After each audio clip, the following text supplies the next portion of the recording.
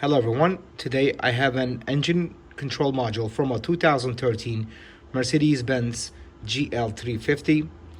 I will show you the procedure of cloning this type of ECU to another used one using the IM608. This is a MED17.7.3 and it is a FBS4 system. It is not an FBS3, so we cannot just back up the coding and back up the immobilizer data and write into the another used donor one. I will show you the procedure in here. Basically, in this section, we are supposed to be able to clone this ECU to another one. We will go to engine ECU, and as you guys see, if it's a FBS3 system, we can read the original engine ECU information, also back up the coding of the original ECU, then connect the donor ECU with the G-Box 3 or G-Box 2 again, and then renew the ECU, then write the engine ECU data and write the coding data that we have backed up from the original computer.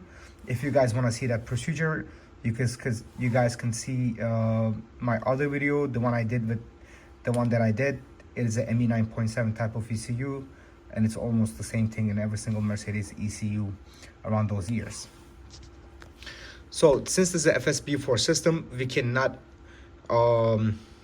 really do this function. It's a newer system, newer immobilizer system that the people could not get over with yet. Basically, it has not been decrypted yet to be able to do whatever we want on the ECU partially.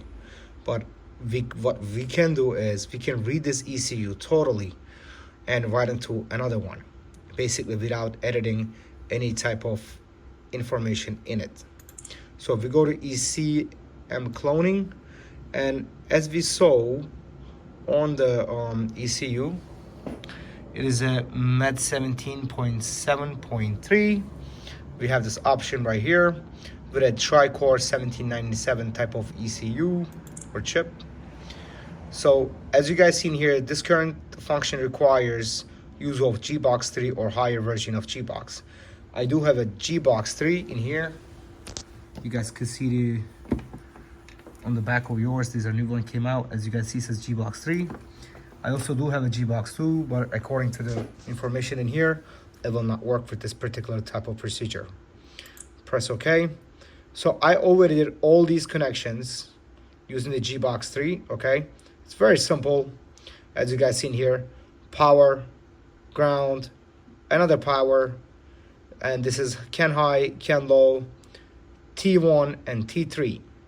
And I can show you guys in here, I already did all these connections. I'm not gonna go over that since I really think this is so easy and does not worth to show over. As you guys see, everything is connected properly. I have not tried to read anything off this ECU yet. I just plugged it in. So we're gonna see the results right now together. It's pretty easy to hook this up. It takes like literally less than a minute. So first, what we're gonna do is we're gonna read the internal boot data, read internal EEPROM data, and then read internal flash data. And then we're gonna write whatever that we backed up from this one to the new one. And the car should start right up. You shouldn't have any other, you shouldn't have any programming issues with the vehicle, with the ECU. So let's see if this will work. I'm gonna hit first. During the execution of this function, pay attention to the following. Turn off Bluetooth function of the device. Use the USB for the VCI connection. So we should do that right now. Do not disconnect the 12 volt 3 amp power supply. Ensure the voltage is stable. I have the voltage stabilized at 13.41 using a battery maintainer. I actually just set up my battery maintainer from another car battery and just hooked it up. You could use your own way, but you gotta make sure the voltage is above 12 volts, between 12 and 14 volts, and make sure it is just stable. It's not moving all over the place doing very big spikes. So let's press OK. But before that, let me go ahead in here and just close the Bluetooth. I want to make sure I'm not going into the Bluetooth connection while I'm reading and writing this thing. Okay, so go back in here, press OK. It will try to communicate now, and let's see what happens. Like I said, I have never used this procedure yet so far with IM608. First time I'm trying this, and we will see if it really works.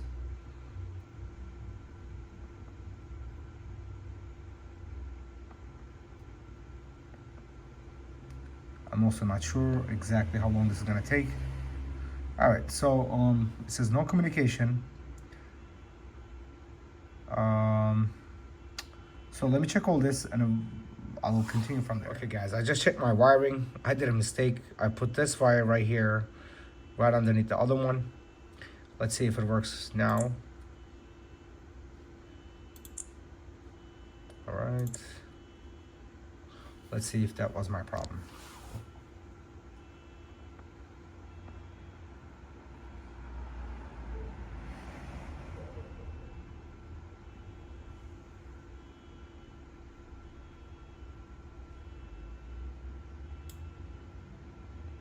All right, here we go. It's reading the boot data. That's a good sign. I'm not exactly sure how long this will take. We will see together. If it looks like it's going to take a long time, I'm going to pause the video, and before it gets to the end, I will continue, but looks like it's going pretty quick.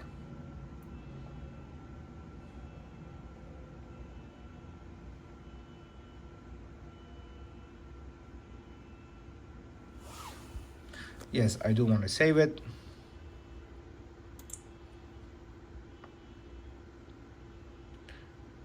All right, I'm just gonna, because I don't have no other files, as you guys seen here. Since this is the first time I'm using this particular function in here, I'm gonna put in here just original, since this is the only one I have. This is only for test purposes. Okay, so the boot file is read and saved. That's good. Now we're gonna go and read the internal EEPROM data. Okay. EEPROM should also be pretty quick. Probably the flash file will take a bit longer.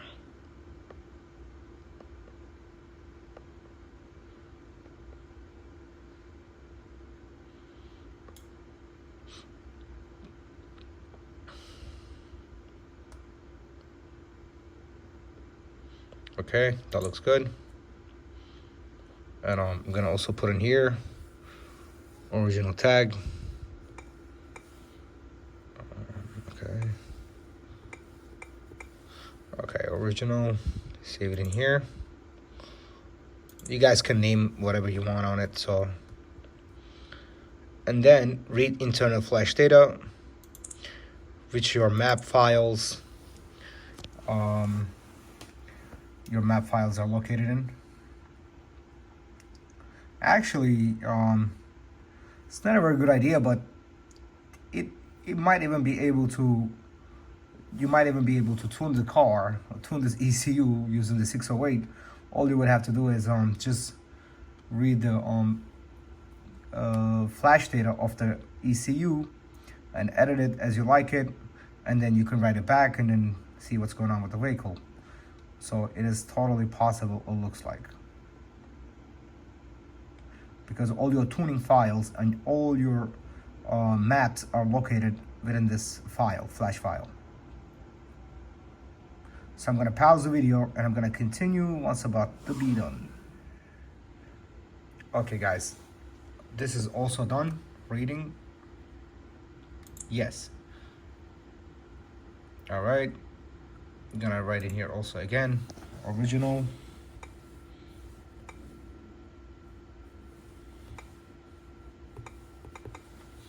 Okay, so I'm gonna save this file.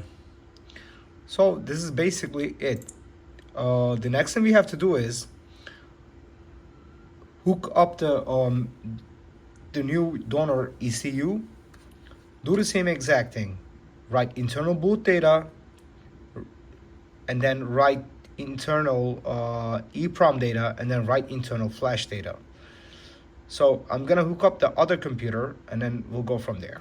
Okay guys, the new ECU is connected properly. It's the same exact thing how we connected the other one, just disconnected and plugging the new one in. And right now we're gonna do write internal boot data. Yeah, we just have to make sure that the part numbers on both ECUs, they must match identically. The Mercedes part numbers. If they do not match, you might have problems programming it, or after programming, trying to start the car and might not start, okay? So that's a must. Just be very careful. You must get the same part numbers. Press yes. I'm gonna put the original boot. Press OK. Let's see if it will write it. That will be very cool. If it will do it.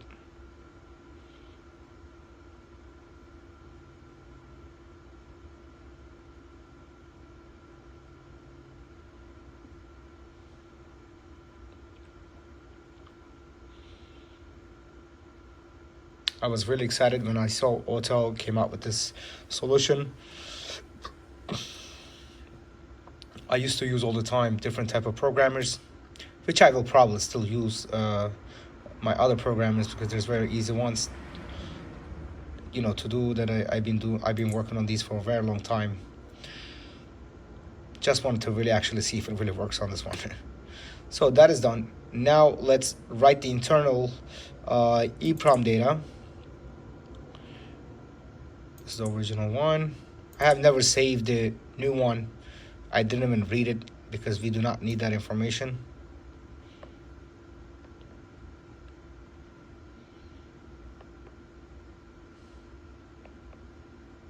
This one also should be pretty quick.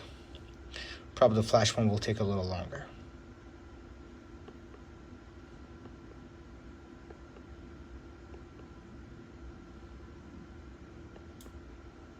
Here we go. Okay, EEPROM data is also written successfully. That's also done.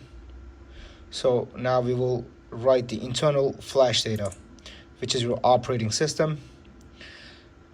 This one, which will take a little longer. It depends how different the software that's in the one that you had and in the donor one, because it normally skips the, you know, it skips the information that is the same on both ECUs. It will just skip those sections, and if it finds a section that is not the same with the other ECU, will just change that and then keep on going. We will see right now. We already saw how long it took to read. It took about a couple minutes. Definitely it's much faster writing it. Probably the softwares are very similar to each other, or they're the same exact software, I'm not sure. So that is it, guys. Now I could put this into the other vehicle, to the vehicle that I'm trying to program it to, and the car will start immediately, and I do not have to worry about anything else. I don't have to do no other procedure, relearning procedures or anything like that. Everything that's on the original computer actually transferred into this one. And thank you guys so much for watching. If you guys have any questions, let me know down below in the comment section, and I will try to help you guys out as much as I can. Thank you, and enjoy the rest of your day.